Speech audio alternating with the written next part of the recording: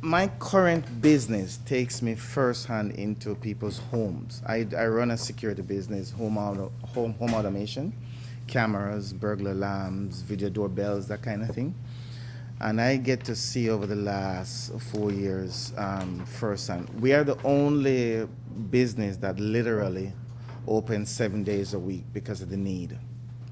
And I mean that if you look on our website, you'll see us open 7 days a week because of the need. When people come to us, usually it's because they have some problems. They had a break-in, they have some kind of issues. And years ago, I could pinpoint with some accuracy a certain part of Winnipeg, and it would tell you that that's where the crime is. Today, I draw a map of the entire city of Winnipeg. That's where it's happening. Some people are living so scared in their own home that is mind-boggling. That is what I bring to the table. Besides, I myself have advocated for a number of things in the city of Winnipeg. I was the guy who started the whole concept of reusable bags being normalized in today's society. We lobbied for Sobeys to join us, and they did, and we promoted reusable bags in 2009. Today, we see Walmart banning plastic bags and Sobeys as well. Small changes, but big results in the final analysis. I also lobbied the city to change from garbage day to recycle day. That was my idea. Sam Katz, before he left office, gave me a little thank you for my environmental effort. Jim Rando, the Minister of Environmental Stewardship for the province, gave me a little thank you too, because when I was I used to drive bus for transit for 9 years. And as a bus driver, I went to Jim and said, why are transit buying diesel buses when electric buses are built right here at New Flyers? Like, it didn't make sense to me. So Jim agreed, and the first set of electric buses were bought. Because somebody had the courage to kind of just ask the government, say, what are you doing? You know, you're spending money on diesel buses. But as an environmentalist at heart, I believe strongly in a lot of the being proactive on environmental front. The blue bins people have in their back lanes today. My presentation is online that you can see. I lobbied City Hall to actually get us the big blue bins, because when they brought out the big master plan, recycling master plan, they wanted to leave us with the little blue bins, and I said, no, that don't make no sense. So my presentation you can see online. But I believe my tenacity, my ability to think outside of the box, my ability to get up and get something done. I've never been elected to public office. I've never held a public office before, but I've ran a few times because I believe in bringing forward ideas. A lot of people, they run because they want to win. Yes, it would be nice if I win, but I guarantee you there's a few things that are going to change whether I win or not. And it's looking like I'm going to win and I'll be the next mayor. But if I don't, I guarantee you recycling aggregate, which I was sued for, is not going to be the same thing anymore, because I've literally put it on the table and let people be aware that we're throwing away tens of millions of dollars each year for not recycling the very road that we paid for. So I know that is going to come to something that we're going to benefit from. But that's who I am. That's who I am. And I want to bring some of those ideas that I have to the table a little bit more. And given the opportunity to lead this great city, I would, composting would be a foregone conclusion. It would happen. Nobody have to lobby me for that. Having a recycling effort here that is garbage and recycling in one end, and at the other end we have raw material products for the international market would be a foregone conclusion for me. The money, it pays for itself in 10 years, so so it may cost us $2.8 billion, but in 10 years it's something that pays for itself and start to generate some income for the city. But that's just one of the things. Through crime prevention for me is a huge thing. And so I've had proactive approach. I remember last election when I ran, I brought out the football and people thought I was crazy. And, what was this guy walking around with the football about? Well, my wife and I host a free football clinic in the West End for about 7 years. And what we have seen is that through sports, we're able to break down a lot of the stereotypical barriers that the inner city youngsters face. And I figured if we can keep our kids engaged and keep them out of trouble, then there's a good chance they'll have less chance to get into gangs. So yeah, I'd love it to happen. I'd love it to happen. So that's what it is. Let me jump in for a Sure. second to sort of steer things. We're Sure. going to start with transit and just some of your thoughts on Sure. transit, where you'd like that system to go. Most of the issues we're discussing are very meat and potatoes. Meet and potato. Beautiful. Love So, it. Emma, take us away. Take us away. Yeah, well, my first question is just generally, what are your thoughts on the current transit system, and as mayor, what would you do to improve it? It sucks. As a bus driver myself for 9 years, and my wife also drove for 9 years, I would never let my wife drive in today's transit situation. We left because of some of those reasons. When I joined transit, it was a well sought after job. Today it's not. They're hiring like crazy. They have a 40% retention rate. Some of the buses are not even being out on the route, and the mainstream media is hiding this information, and transit don't want me to tell you that, but the drivers that are there have told me as an ex-driver some of the issues. There are routes that are not going out each day because they can't even fill the seats. Okay, so you can spread that far and wide, and you can tell them Don Woodstock says it, and let them come after me, maybe to try and sue me or whatever, but that's the truth. Okay, and so I would change it by offering plainclothes officers on the bus. And that's the first thing of one of my platform that I said.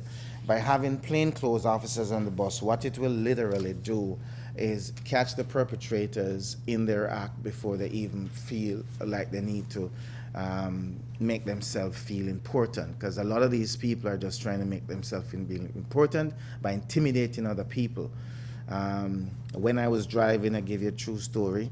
We're not supposed to stall the bus, but I'm a Jamaican at heart, and I grew up on the streets of Jamaica. So when people come on the bus and try to, I have had a couple of times they come on the bus and try to pick a fight with me, I close the front door and I stall the bus. And I said, well, if you want to dance, let's dance. Nobody has ever challenged me and that come forward yet, because I said, go for it, man. Just throw the first punch. What you waiting on? Nobody has ever. Because I guess they kind of figure that I would probably help myself. I don't know. But this is who I am. I'm not afraid to take on issues. And I think transit, we have to get transit to be safe first, for the commuting public to feel safe wanting to ride the bus. And the biggest pet peeve for me is to see what our bus sharks have turned into. It's a disgrace, actually. Like it's sad. So we're gonna talk about homelessness. So I leave that for another time. Oh Lord. And just another question, can you elaborate on Operation Safe Ride a little bit? Yes. Operation Safe Ride would reduce the number of transit supervisors. As it is now, the current status quo, they get money from the city and the provincial government and the federal government. And what do? They hire more people on staff, more administrative people. And there is no way a transit supervisor, the people in white driving around with the cars, they can't touch the people that are creating the problems, because if they do, it's another assault and they are in trouble. In fact, they could end up in jail if they push themselves. You know what I mean? Like to go and aggressively try and physically hold them. So as a result of that, they're just there for the show, really. So I would reduce 10 transit supervisor, because the transit supervisor salary is $83,000 a year. A first year cop salary is $62,000. So if I take 10 transit supervisor, send them back to driving, and have 12 or 15 plainclothes officers, riding the bus in the troubled areas, because you ask a bus driver where the troubled areas are, they'll tell you. Problem is, we don't have enough stamina and backbone to call it for what it is. We know where the troubled areas are. As to why there are troubled areas in it, you know, I've said it repeatedly. If my mother dropped me on my head when I was a kid, it's no excuse for me to blame the rest of the society and hold the rest of society ransom because my mother dropped me on the head. Okay? I still have to conform to some of the norms of society to try and amalgamate myself into something that is decent for the rest of us to be coexist. Okay? So you can't create problems and don't want me to talk about it, or you can't create issue for people and because I am white or black, I'm not going to mention it. No, not me. Not me. Thank you. Moving on to roads, Caleb. Yes, thank you, Mr. Woodstock. You're welcome. My name is Caleb Dewick. I'm covering the issue of roads. Dewick, are you related to any other Dewick in the city? Any Dewick in relation to the Dewick that works for the city? I didn't know there was a Dewick working. Oh wow. Okay. Sorry. Go ahead. And I want to just know generally what you think of the issue of roads, and then Okay. I'll have a few follow-up questions. Sure. Currently, the tendering process that we have right now for road construction in the city, I would deliberately go after the saving mechanism. Why? Because the city of Winnipeg currently specs new gravel. Their specifications are you have to use new gravel for road construction. That's what they spec. We don't have a gravel pit or a mall pit here in the city. Stonewall is the closest one. So we have to drive material from Stonewall to come here and fill, because you need about a meter sometimes of thickness of gravel after you dig up the road for it to sit and set. Now, the existing road that they would dug up, the existing concrete is usually about 6 to 8 inches thick. So if you're talking, for easy calculation, 1 kilometer's worth of road is 6 to 8 inch thick worth of concrete and asphalt that is dug up. The asphalt can be used for shingles, reusable. The 6 to 8 inches thick of concrete, bless you, of concrete times a kilometers of road is not being used.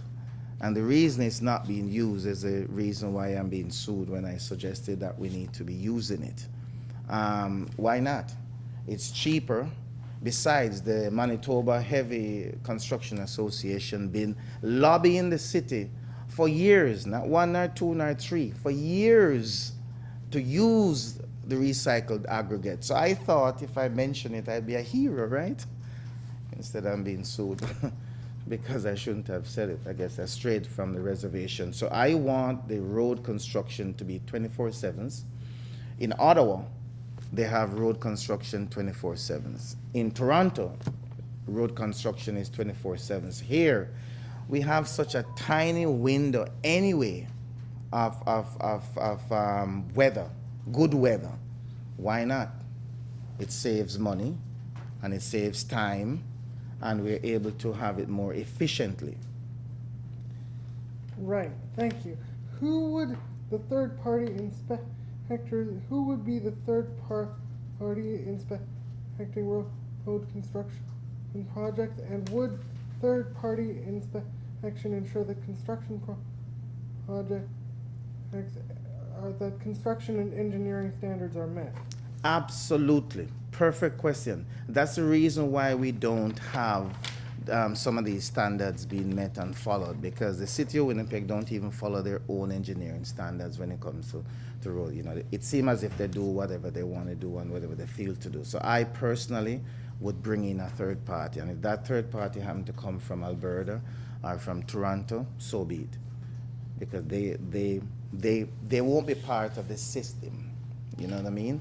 So they can afford to call ball, and strike. The problem is we have a system of government that doesn't seem to call ball, and strike. Right. What kind of aggregate would you use for road base? Recycled aggregate from the concrete that we dug up. Because we pay for the concrete road already. So why not use the same thing that we already paid for? It costs us nothing. Literally, we could save ourselves anywhere between $30 to $40 million a year by using it. Okay. Okay. And what type of green technology would you mandate? Electric car chargers or something else? I have an electric car, so I'm biased towards it because I believe in the future. I drive one of those Ford Marquis. But yes, electricity is one of the cheapest, most renewable source of energy we have here in Manitoba. So why not use it? You know, so I would have a lot of electric car chargers. I would encourage people to do it. I would create incentives and rebates for it because in the long run it's better for the environment, and I'm an environmentalist at heart.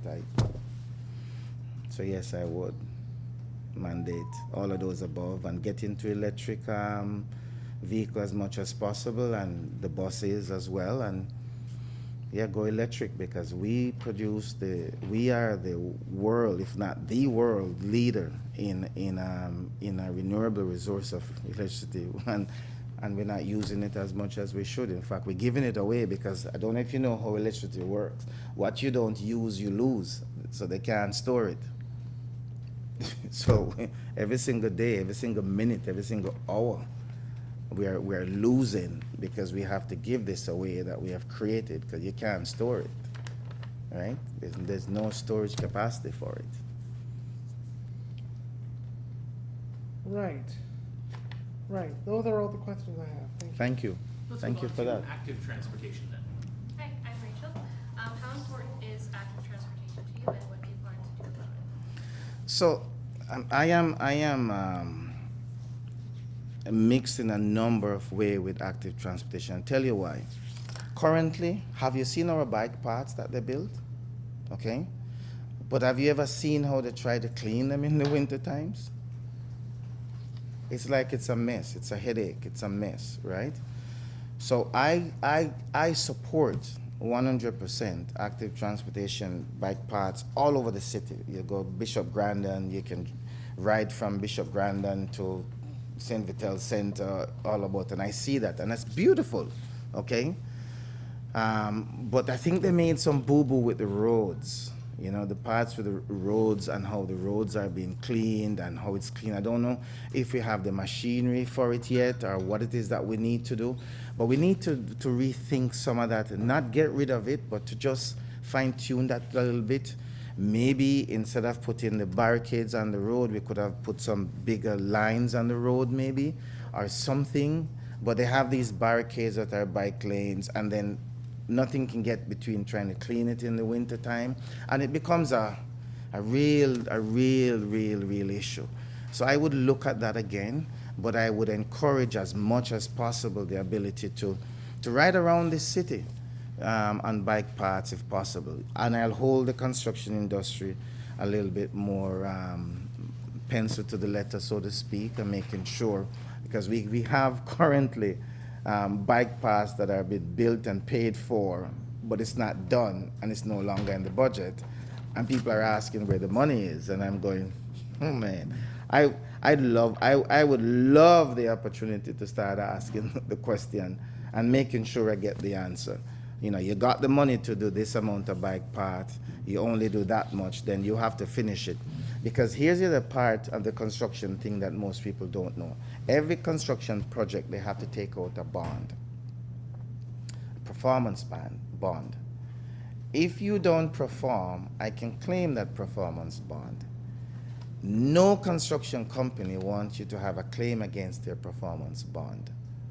So that will solve a lot of our headache and stress, because I say one of the first things I would do, you don't perform, I'm calling in your bond, and your bond is paying for it. What that means is that construction company X will never get job again in the city, because no company will give them another bond once you make a claim. So that will force them to do. But nobody has ever called in a bond in the city. Why? Yet still we have so many projects that's not being done not being fulfilled. And you got to ask yourself, why not? You seem to have quite a few promises related to roads in the city, so why the focus more on roads and not active transportation? We have $20 million left in our rainy day fund. The city has a mandate not to get below $70 million. Any candidate coming here and telling you that they're going to spend a lot of money in the next little while, where are they getting it from? Here's the truth. Glenn Murray, when he was here, borrowed some money to build a bridge.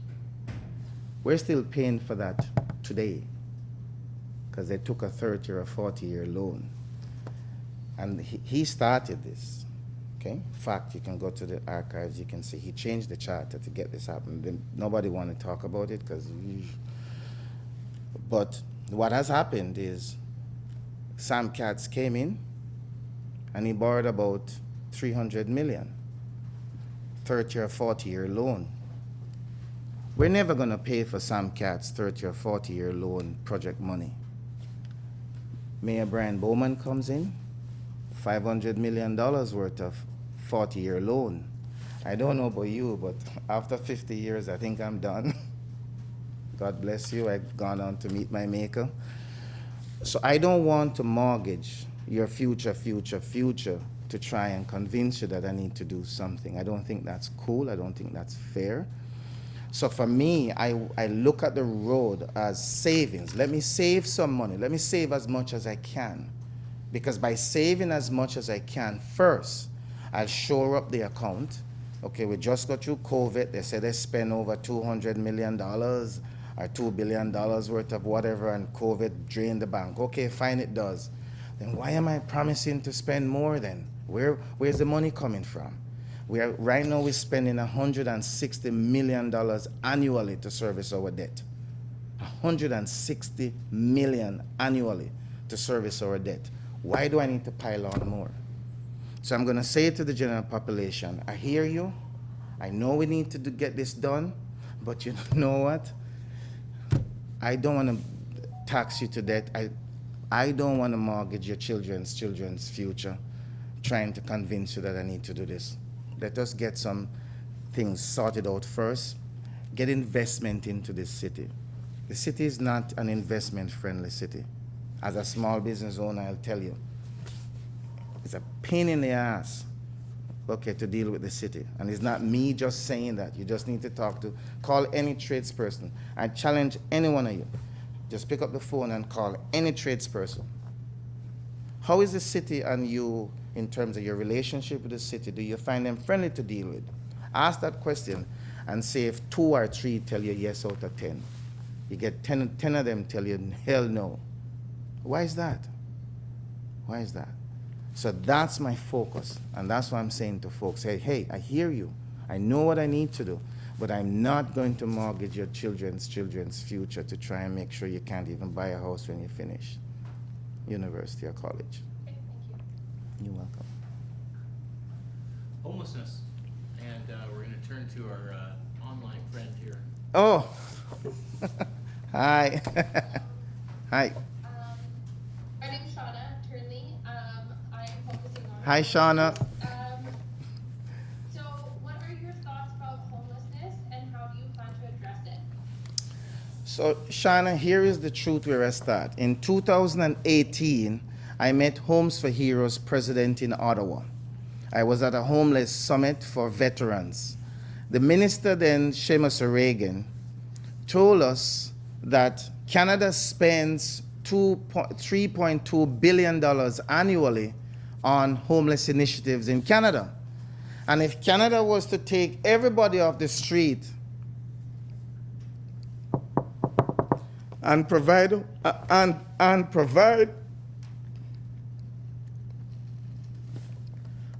let me start again.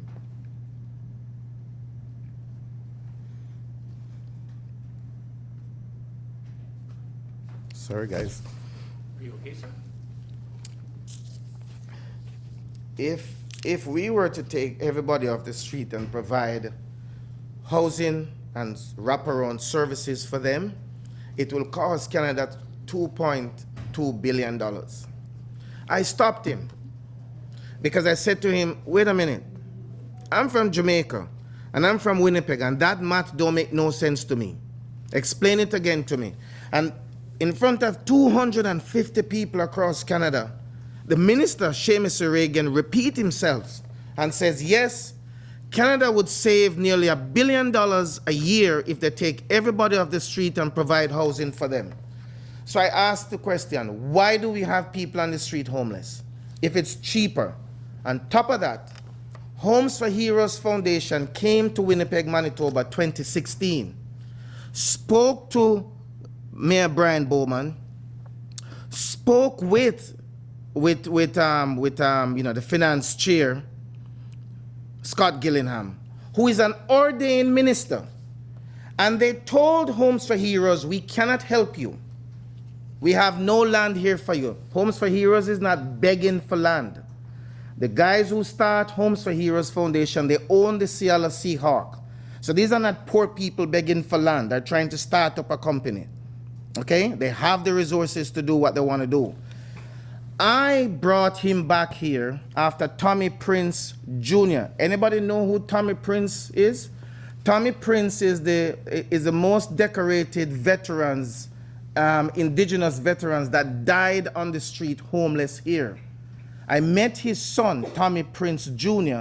We went door to door at Battery Street. We organized a petition for the community. 75% of them said yes to building on a piece of land that they have there that's empty right now. I made a presentation to council in 2018. Nobody would listen to me. Nobody would talk to me about it. After the election 2018, I said, let me call every single councillor that would listen to me. Kevin Klein was the only councillor who listened to me. And I said, Kevin, all I want you to do is to listen to Homes for Heroes President Dave Howard. Kevin Klein did. As a result of that conversation with Kevin Klein, Homes for Heroes President came back to Winnipeg on my beckoning, spoke to Kevin Klein, myself, Tommy Prince Jr., and we now have today a project in Transcona to build tiny homes for veterans.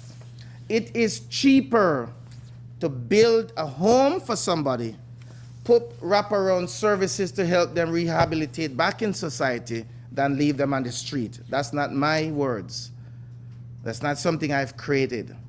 So why do we have it? So for me, what I did was I reached out to a firm in Ontario who have built over 10,000 units. And for as little as $800 a month, they can build a unit here in Winnipeg that would make it a home ownership program for anybody as low as $800 a month, which a lot of people are paying $800 a month. Home ownership can be done, and we need to do it. The only reason we haven't done it is because somebody has some sick, twisted ideas up them head trying to have homelessness as a business. As mayor, I would end the business of homelessness. A Gappy table budget is $700,000. 2018 budget, $700,000. Shalom's mission's budget, 2018, is $14 million. The difference between a Gappy table and Shalom mission is a Gappy table service 10 or 15 plus or minus lunches each day, and they don't have beds for people.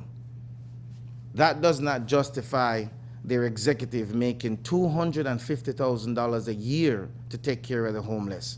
We have more people downtown taking care of the homeless than homeless people.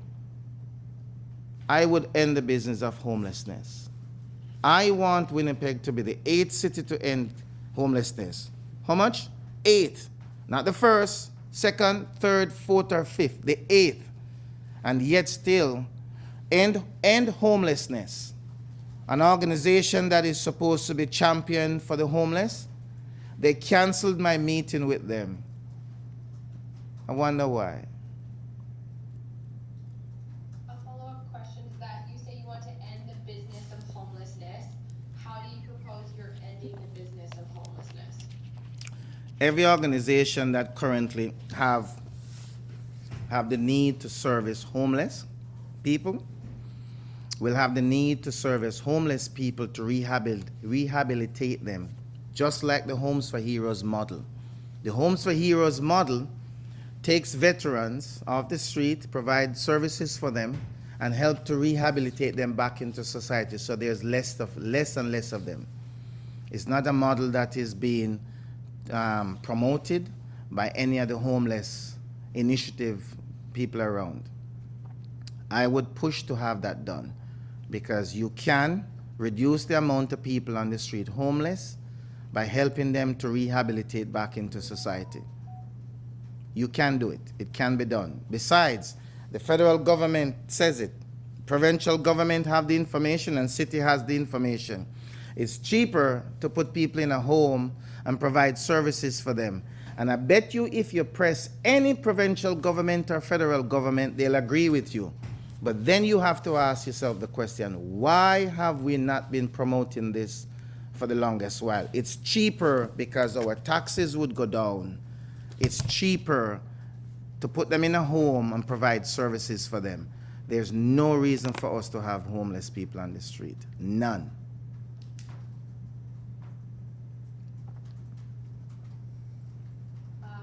If I have time, I just have one more question. You pledged to end homelessness by 2027. Why and how do you think it'll take 5 years to achieve this goal? Like I said, the first thing I would do, I would call all the major stakeholders and I would tell them that Winnipeg is going to be on the path to end homelessness, and tell me how you can achieve that, because it can be done. Medicine Hat started it. Research what Medicine Hat is doing, and you'll see that it can be done.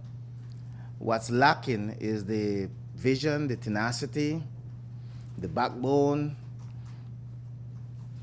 you know, whatever adjective you want to describe it. What needs to be said, need to be said. And so we reduce the number of people dependent on people on the street by helping them to rehabilitate, helping them. Okay, thank you. You're welcome. We're going to move on quickly to the police budget, and as we all know, 27% of the operating budget in the city goes to the Winnipeg Police Service, and that sort of forms the basis of the questions. Yep. Sierra. Sit. Sierra, doing the police budget. What are your general feelings and thoughts towards Winnipeg's police service and their use of their budget? So we have been led astray for years, and we have been duped on this subject because the political class want you to hate the police. Here's the truth. If I gave you $10, Sarah, okay, for your maintenance of this building, and you gave me back $3 every year, what would classify it as your budget? $10 or $7? Hard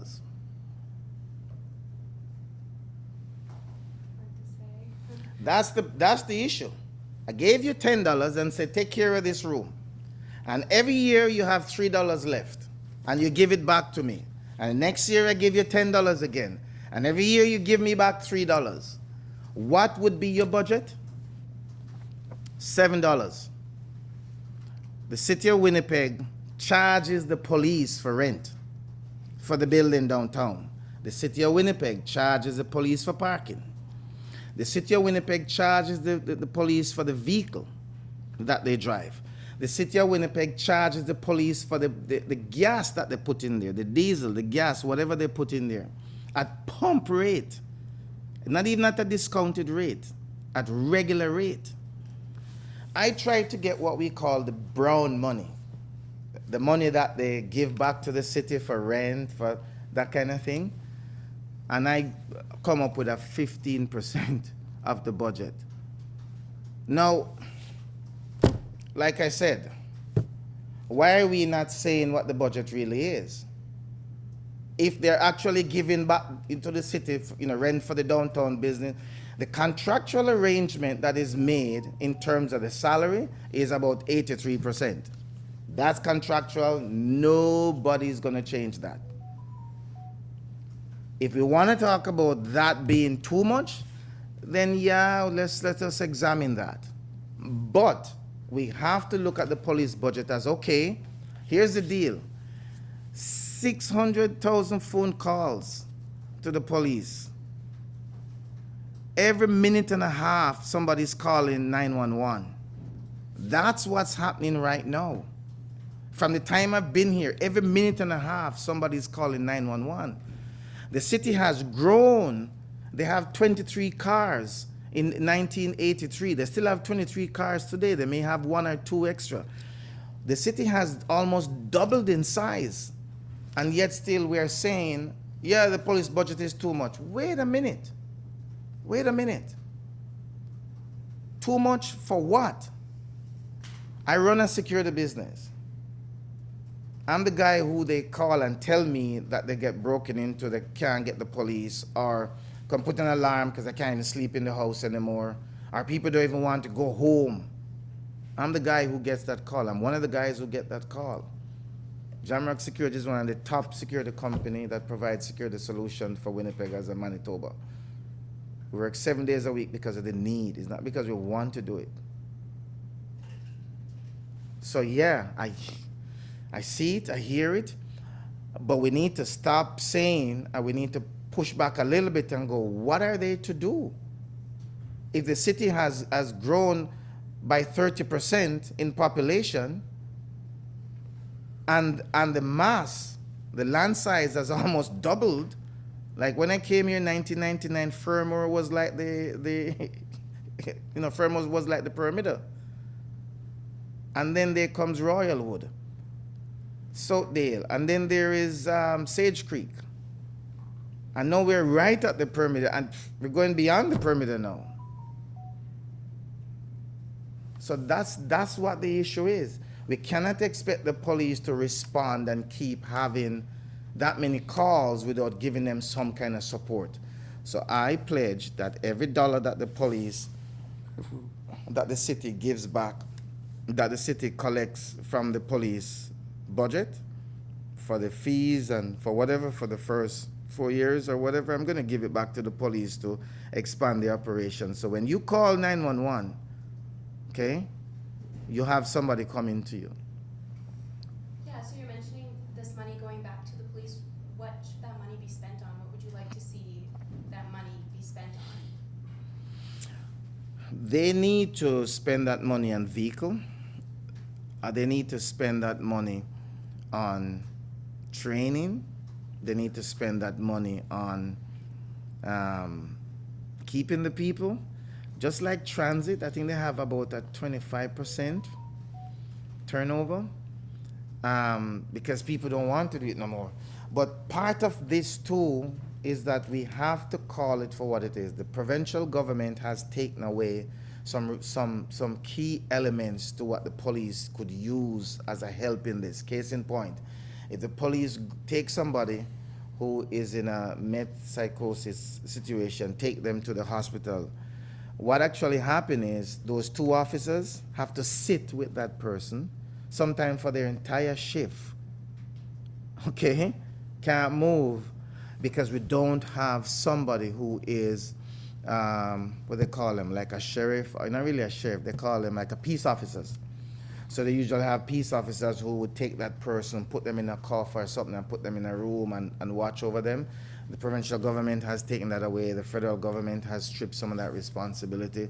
So the provincial government is forced to strip some of their responsibilities. So those people those need to go back. So you're not tying up your police to sit and babysit somebody. And in any given night, there's at least 5 or 6 of those happening. So 5 or 6 times 2 with the car is sitting at some hospital because they have to wait until when the doctor, and if the doctor comes in the following morning, then they have their entire shift just sitting there waiting. So when you call 911, dispatch cannot dispatch the police because you ain't got nobody. All the questions I have. Thank you. Thank you. We have about 5 minutes left, and we're going to finish up with crime prevention with Calvin. Hi, my name's Kelvin. So I'm going to be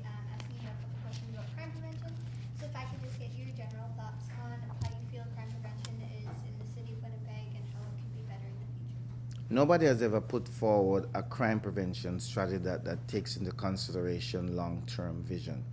We hear about crime prevention all the time, and believe me, you're going to hear it. Unless I win, you're going to hear people talk about preventing crime.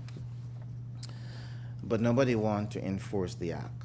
You know, right now, police officers are standing at Walmart.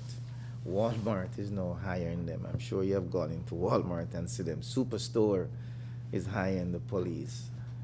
Our police is being paid to sit into these stores. Shoppers Drug Mart, the same thing. For what reason? Because the officers are the only one who is able to literally hold one of these perpetrators, shoplifters, and put them in cuffs. But what happens when they put them in cuffs? They go to they get arrested, and tomorrow morning they're out again. And if somebody has no recourse in their mind or no thought process as to why they shouldn't commit crime, then they're going to keep doing it because they don't want to travel. They're not looking to get a passport. They're not looking to, you know what I mean? But for me, if I get arrested for shoplifting, oh my God, I can't do it, right? Because I have a lot to lose. I lose my business, my credibility in the community, blah, blah, blah, blah, blah. So that will change. And for me, it's a forward thinking to get the provincial government to make sure that the police is following the act. Okay? Arrest who need to be arrested, regardless of your gender, your classification, or whatever, or whatever it comes with it. I don't care. You break the law, you'll be arrested. Okay? And also, why don't we invest in our youth? Because Devon Clunes, the former chief of police, in 2018, and you'll find this online if you go the Don Woodstock, Devon Clunes, you'll see where he came to my football camp and says, we cannot police our way out of this problem. And this is the former chief of police is saying this. And he must know why he said it, because through sports, we're able to engage more kids, and I've seen it. So I want to invest in our youth. I want to invest $400 million annually. And people say, that's crazy. Why are you getting that kind of money? It's simple. I don't have to raise your taxes to do it. The provincial government, for the first time, 2 months ago, put $100 million into sports and recreational facilities, something they have never done before. How do you think that come about? Me and my football 4 years ago saying, hey, I want sports capital instead of crime capital, okay? I want Winnipeg. We are in the center of Canada. The center of Canada. We have some of the cheapest hydro. We have the cheapest hydro in the world. We have the cheapest land, compared to a lot of other cities. And we have a lot of labor, okay? So why can't we have multiple arenas with multiple people coming here? We have a big international airport, you know what I mean? Why can't we have sports here more than ever before? Every child who wants to do anything for sports. If you're going to the north and in the core area, all of the little activities that they had before 10, 15, 20 years ago, not there anymore. They take them down. The bulldoze, the rec centers are half closed. There's no volunteer there anymore. Nothing is happening. Why is that? So I want to change that. And Adidas, Nike, sports, all you have to do is go to these people and offer them the opportunity to have a brand on every single child, but not to brand them, but think of the optics. If that child gets a Nike or an Adidas gear, then that child's gonna grow up with a need, with that company mindset to buy that product, right? So they will be coming to the table to invest in our youths, and then whatever my shortfall is, then you go to the federal government, you go to the provincial government and says, hey, I can reduce the amount of children, the youths in remand center. I don't know if any of you ever toured the remand center or even look at what the remand center is. It's teenagers, it's youths that are in there who had a bright future, make a stupid mistake and get themselves caught. I've talked to a few of them. Listen, it's not fun. But the point is, I want to stop that kind of cycle. And in order to do so, I got to keep the kids engaged. And in order to keep them engaged, I'm going to beg the corporate world for money to come here, to put down roots. I'll give them all the incentives in the world, you know what I mean? To put down roots here. When I care was coming here first. They got a 5-year and a 10-year no tax to open IKEA. As a result of IKEA opening, what happened? You see that strip mall happening there, and there's housing on the other. That's what happened. That's what you do. That's what progressive cities do. Create incentives for people to come here. So I want to do. I love the opportunity to do that. Just go out and vote for me. And then, what are your plans to address violent crime towards Indigenous women and girls within the city of Winnipeg? Oh, you're going to get me in trouble now. But here is the truth. The RCMP had a report 2015 that said 70% of the men that the violence against women are conducted by Indigenous men. Ooh, all of a sudden, I'm being called a racist. I'm married to a white woman, and my children are half white, and they say I'm racist. Okay? Call me disgusting. They call me all kind of names. But here's what my intention is. 10 years from now, I don't want that stats to be the same. And I can tell you this, that stats will never be the same, because you know what has happened since I made that statement?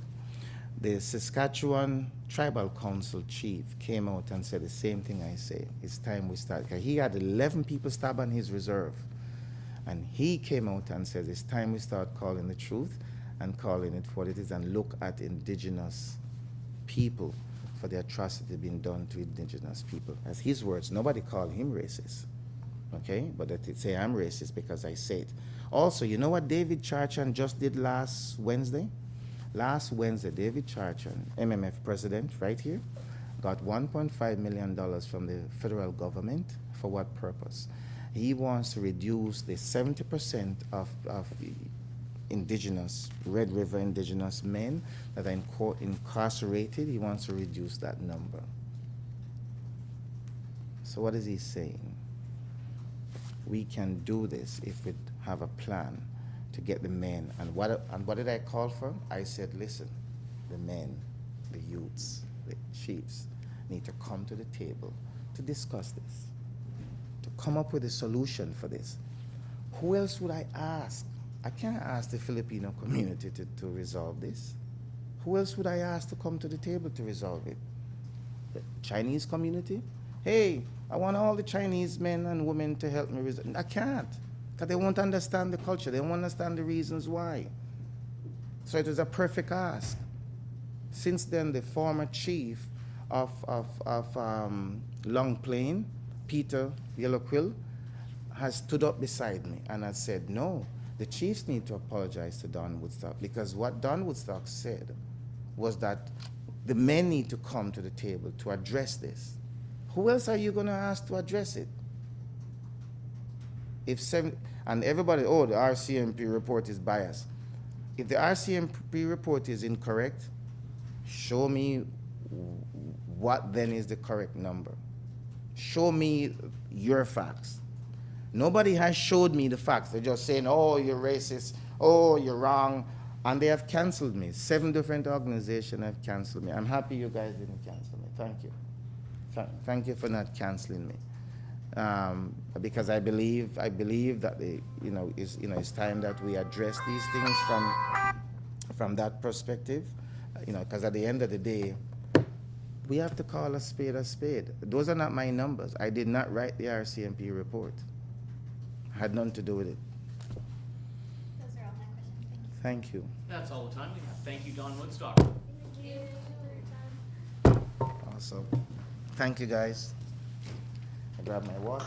Oh, sure. Thank you. Thank you.